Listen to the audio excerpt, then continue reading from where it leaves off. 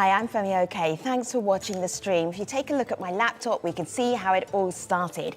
The very first tweet ever by @Jack on March 21st, 2006. Fast forward to October the 27th of this year, and that is when Twitter got a brand new owner.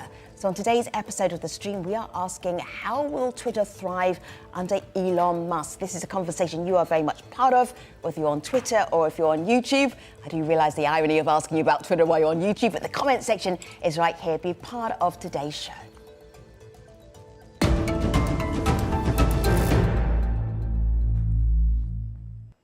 We have a panel of fabulous experts. Hello, Victoria and Gillian and Meredith. So good to have all three of you here in the conversation. Victoria, please say hello to our international audience. Tell them who you are and what you do. I'm Victoria Elliott, and I'm the Platforms and Power reporter with Wired. Good to have you. Hello, Gillian. Say hello to our audience around the world. Tell them who you are and what you do. Hi, I'm the Director for International Freedom of Expression at the Electronic Frontier Foundation, a digital rights organization. All right, great to have you, Gillian. And Meredith, welcome to the stream. Please introduce yourself to our audience around the world. Thank you for having me. My name is Meredith Clark. I'm an associate professor in journalism and communication studies at Northeastern University in Boston. All right, ladies, I had to look to see when you all joined Twitter. Victoria, June 2012, thank you for your service. Meredith, oh my goodness, 2009, extraordinary. You've been there for a long time. Gillian, you're virtually an OG. You joined in February of 2008. I'm going to take some of our viewers back to the very beginning with a little timeline that takes us back to 2006. Do you remember that first tweet that I showed you? Well, in 2006, Twitter launched as a micro-blogging site. And then in the past 16 years, there have been now an audience of 240 million active users around the world. Average number of tweets in any one day, 500 million tweets sent in a day. Gillian, you're almost an OG.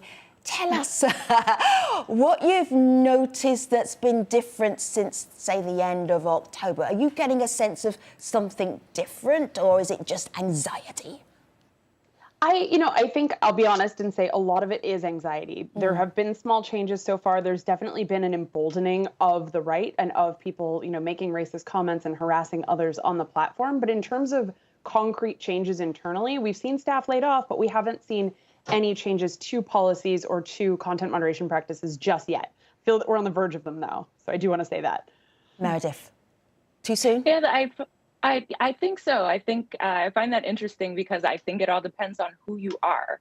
The experience that some folks are having, particularly people from structurally marginalized backgrounds, women of color, people of color, LGBTQIA folks, they're having a markedly different experience. And while we may say that it's anecdotal at this point, they are reporting an uptick in harassment and hateful speech.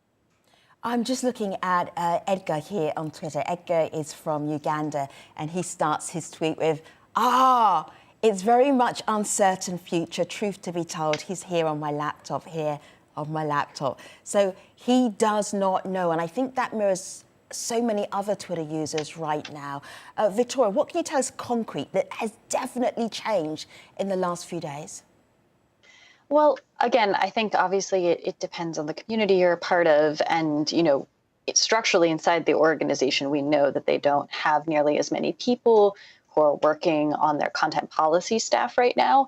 And one of the things that I have heard from people who are outside researchers who are sometimes in contact with platforms when they find issues, disinformation networks, important narratives that are spreading, is that they don't know who to contact anymore about problematic stuff that's staying up on the platform. And a really great example of this is Brazil, which just had an election and has really been marred by disinformation around that election. That a researcher I spoke to mentioned that tweets that they might otherwise expect to have been removed, or at least would have contacted Twitter's team about, they don't know who to contact, and those things have stayed up. Meredith, you're nodding, you're saying yes. Just articulate that nod. Go ahead.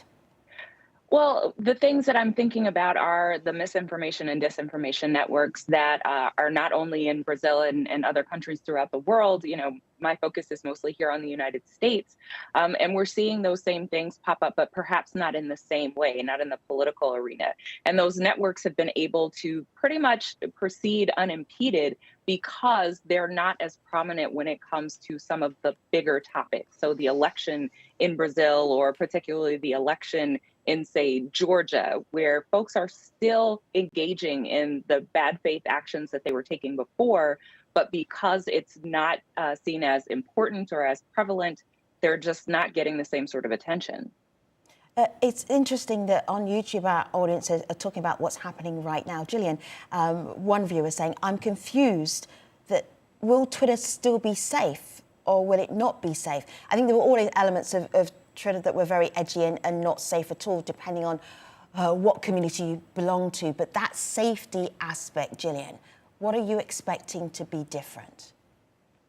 Yeah, so I mean, as Meredith said, Twitter was already not safe for a lot of people, and I think it is getting worse. But I think that, some of the things to look at going forward, the new verification scheme is absolutely something that concerns me, not just because, some of us will have to pay $8, but there are going to be a lot of people whose tweets are now not going to make it into the feeds, and for whom verification provided a set of protections. Twitter also getting rid of its human rights team. That team did a lot of work ensuring that Twitter adhered to the UN business and human rights principles. That team's gone now in its entirety. And so I think a lot of the concerns that I have are for people in conflict zones and in places where that team had been doing the most work thus far. So Shannon here tweets just recently, this is November the 4th, have a look here on my laptop. Yesterday was my last day at Twitter. The entire human rights team has been cut from the company. I am enormously proud of the work we did to implement the UN guiding principles on business and human rights to protect those at risk in global conflicts and crises, including Ethiopia. Victoria, what are you hearing from inside Twitter? What are you seeing from those staff members who've been cut and axed and doing jobs that you don't always associate with a social media company, but were definitely happening at Twitter? Well, I think there was a big Twitter Spaces for a lot of the people that were laid off last week. And I think the biggest takeaway that you can hear from all the people who were let go is that they were incredibly proud of the work that they were able to do at Twitter, and that the culture was something that really supported that, whether that's their Meta team, which is their ethical AI team.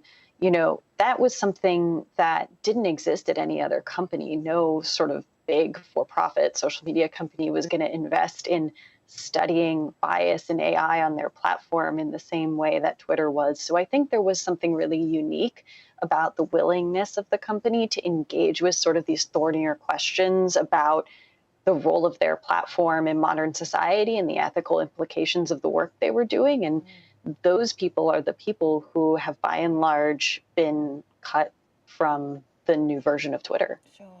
I think one of the biggest ideas that Elon Musk has been sharing, and not just recently, but over a long period of time when he's been a Twitter user, is the idea of free speech, and Twitter should be a place where free speech can happen.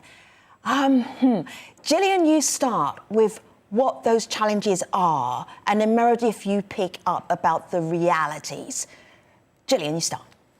Sure. So, I've been looking at Twitter's role in the as the public square, so to speak, for many years. And Twitter started off as a platform that, called itself the free speech wing of the Free Speech Party back in 2012. And then over the years recognized the role that it played with respect to, curbing harassment, fighting terrorism, and all sorts of other things, including disinformation, which has been brought up a few times.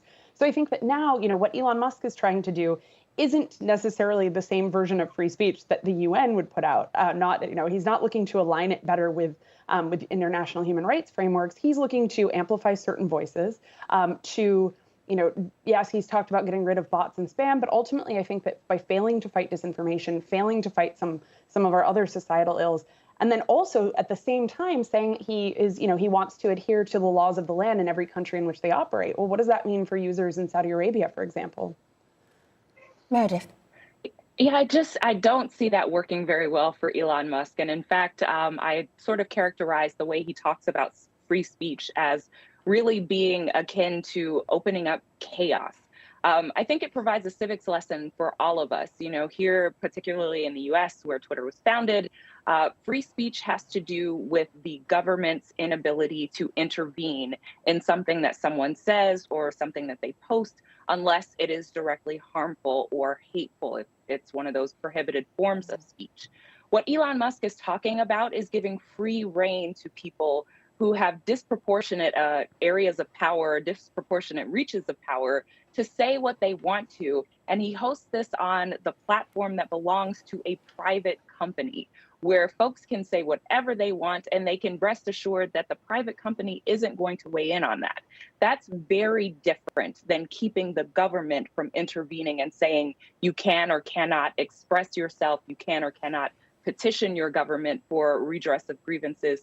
It's quite different for someone to be able to say whatever wild and outlandish or even false thing that they want to say, versus someone perhaps engaging in important political speech that speaks truth to power. Victoria, there was some engagement that I spotted a few days ago which made me smile. Let me show you the tweet. It's right here on my laptop. So Elon Musk tweeted out, "The bird is free." And then from Europe, we have, "In Europe, the bird will fly by our EU rules." And this is the Digital Strategy Act, I believe. I'll just double check that. But it's basically laws that in Europe make sure that what is happening online is in line with what would happen offline as well. There are rules, there are regulations. Victoria, do you feel that maybe Elon Musk and what's happening at Twitter right now is in a little bubble and they're not seeing the whole world of Twitter, just a little bit of Twitter that they see? I definitely think that, you know, before he was the owner of Twitter, Elon was a super user of the platform, and he definitely thinks about the platform in that way, that this is a place where one would come to broadcast their message and they wouldn't necessarily want to be censored. But most Twitter users are not like that. A lot of people lurk and get information. They're not necessarily heavy content creators, as we might call them on another platform. And I think it's also really important to note in a global sense that Twitter's conception of free speech is often much broader than a lot of the countries that it operates in. And that can be problematic, as we see in the US, but it also can be incredibly important. For instance, in India, Twitter has actually filed a suit in the Karnataka court to protect the free speech of its users, to resist government orders to take down tweets and accounts that the BJP government has said are a threat to Indian security and sovereignty. And, you know, similarly, its protection of anonymity in countries like Saudi has allowed dissidents, people from marginalized communities, to have a voice in a way that they might not otherwise be able to have through traditional media. And so it's what is particularly interesting is that Musk has this very sort of Americanized view of free speech, where in our country, it's sort of like anything that is not illegal can stay on the platform. But the reality is that what's legal varies from place to place. And in many places, you know, what free speech means for Twitter is actually been really helpful for journalists and for activists. And if you're going to abide by the laws of the land in those places, those are voices you're also going to silence. And that seems very at odds in terms of his commitment to free speech that he's been very vocal about. Sure. I mentioned DS. I would add really quickly. Meredith, go ahead, and then Jillian. It's not just you know, an American idea of free speech, but it's a partisan idea of free speech. Elon Musk seems to be very much aligned with folks that are more right-wing here in the United States. And that concerns me, frankly. Might he adapt the same sort of positions in, say, Brazil or in India, where we have seen tendencies for governments to persecute smaller minority people? Does it matter if one person, although he has a huge following on Twitter and he owns Twitter, has those views? Because Twitter is more than one person, isn't it? Yeah, are we all not know hyper-focused? Much more than one person. Yeah, I mean, Twitter actually is the rest of us. It's not actually one person. Maybe we're getting this out of proportion. Meredith, go ahead. No, his reach and his power is what is disproportionate. We're talking about a billionaire who had the ability to borrow, let's be clear, enough money to buy this platform that is networked among a number of journalistic systems. I think that's one of the things that we tend to downplay, that we pay attention to the individuals on the platform, but not the connections that the individuals are a part of. Now at the helm of Twitter, Elon Musk is at the center of a lot of journalism, and where journalists look for information, where they connect with sources, and where they publicize that information. And having him in there and not abiding by any sort of rules or conventions that we are used to or that we can even predict. This is someone who has been so unpredictable as to say that he would cut off the internet access to Ukraine that he was providing for free. That throws us into the online chaos. community pushed back, and then he changed his mind. So that is the power of the masses as opposed to the individual. So there's going to be a conversation that's going to go backwards and forwards. It's going to be drama-filled, but it will be a conversation. Let me just say, Gillian, before I come to you, that DSA's Digital Services Act, which is very important if you're in Europe and you're online. Gillian, go ahead. I'm going to ask you to make it brief, because I also want to get to the idea of how does Twitter make money? Is that even possible? Gillian, you go first. Sure, yeah, happy to make it brief. I mean, yeah, I just want to go back to something that was said about free speech, because it's true, of course, that Twitter is a private company, it can do what it wants, but we're looking at a moment where press freedom is backsliding all over the world. And what Twitter has done for so many users, including a lot of the activists that I work with, has provided a platform where they don't have another platform within their country. And so, yes, I mean, I think we got, free speech and the First Amendment kind of confused a little while ago, in that free speech does, for me, it is something that, exists on these platforms too, especially when there are not other spaces for speech. So let's talk about making money and if that is even possible for a social media site like Twitter. So Steve is watching right now from the UK. I'm still staying with Twitter, he says, but I will never pay for it. Oh no, Victoria, is that bad news? If people just say, I'm not paying for this, why should I? Well, I think that is something that Musk is currently trying to figure out.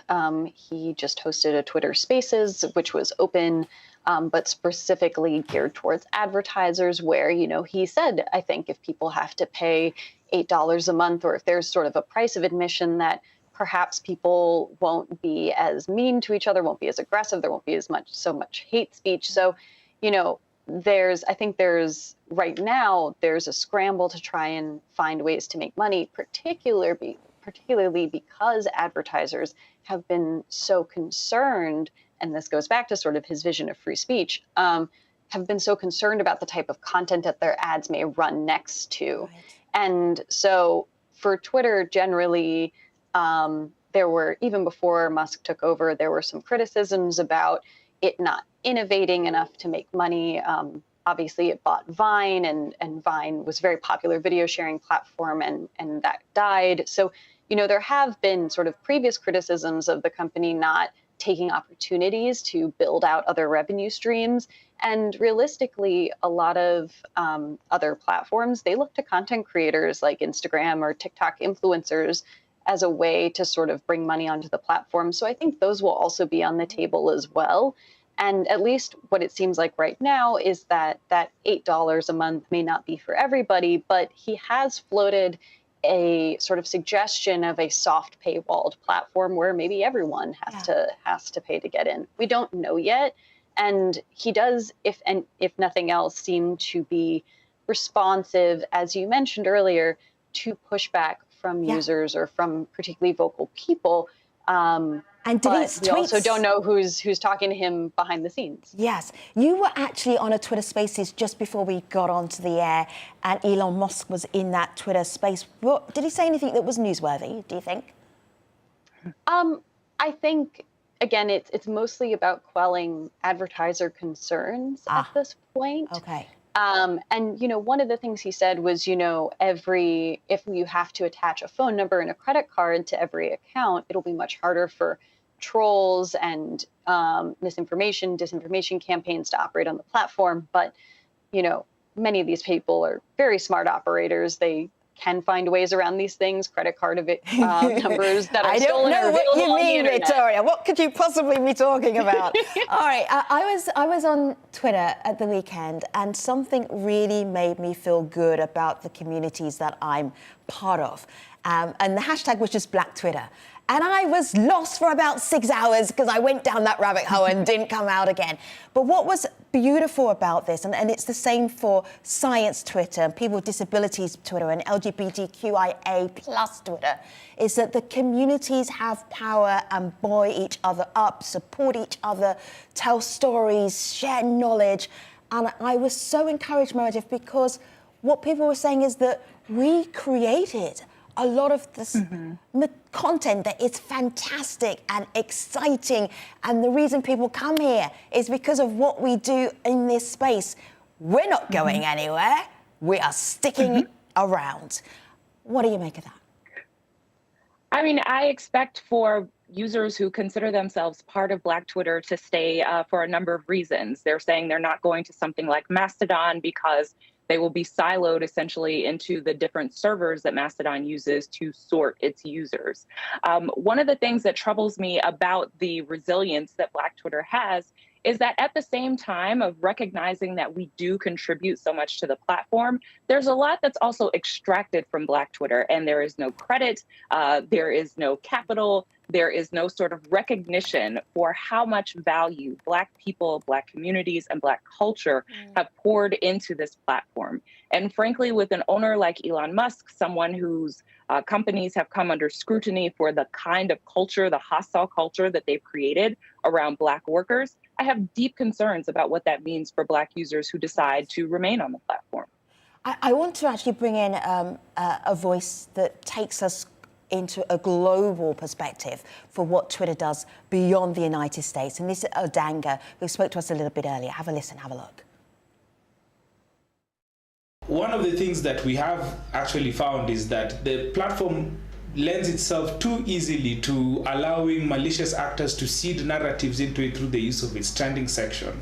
And it's something that they have completely been unable to try and tame, especially over the past 2 years in many countries across Africa. Secondly, the platform is full of widespread harassments, not only of journalists and activists, but even celebrities. Just think about the number of celebrities that usually end up saying that, look, I'm quitting this platform, I'm done with the toxicity on this thing, and I'm not going to do it anymore. And I worry that with the direction that it's going, you know, with it going private and with the huge layoffs on content moderation and trust and safety teams, that these things are eventually going to get worse. The avenues for accountability for the platform are actually shrinking, and that is something that should worry us. All right. Yes, we have so many questions from our YouTube audience, so this is going to be the speed round. You have less than 30 seconds to answer all of these questions. Victoria, I'm volunteering you first of all. Why did Elon Musk dismiss so many workers? What are your thoughts about that? Very briefly. Well, he has always been publicly critical of the content moderation, trust and safety teams. And so I think those layoffs seemed somewhat inevitable. And also he's trying to make Twitter profitable. He, took a significant financial hit to buy the platform. And I think the layoffs are also a way of trying to figure out how to keep him from losing money on this venture. All right, Victoria, let me get in another quick question.